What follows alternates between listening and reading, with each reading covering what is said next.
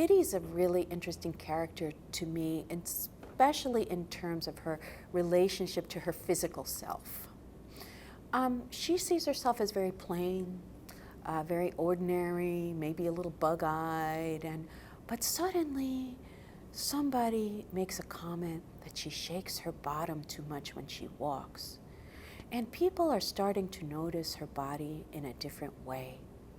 And you know, I try to capture how confusing a time that is when your body changes.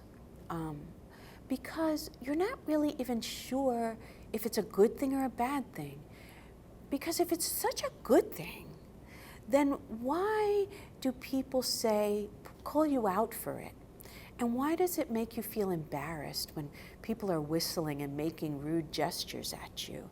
And why does it change the relationship that you have with that cousin, with that person across the street? Like, it's such a confusing thing.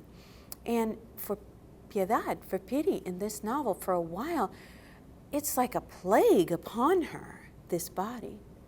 But the fact is, the female body is a beautiful thing, and we grow and change, and we embrace it, and we get to put our boundaries around it that we choose to put around it. How people talk about it or talk about us with regard to our body. Who we decide to share it with or not share it with. How we feel about it ourselves. You know, it's not only, when we're talking about resilient girls, it's helping them be proud of who they are intellectually and emotionally, and also getting them comfortable and proud of who they are physically, in whatever shape that looks. So I'm glad that I got a chance to put that into the novel as well.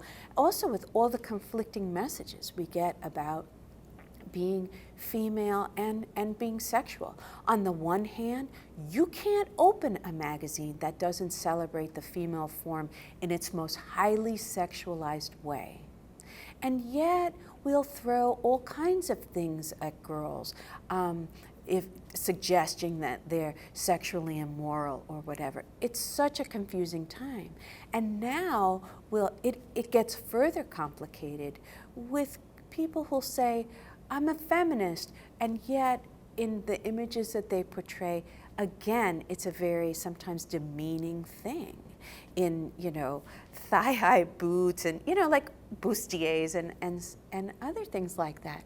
And it's not about being ashamed of your sexual self. It's about not being used for only that.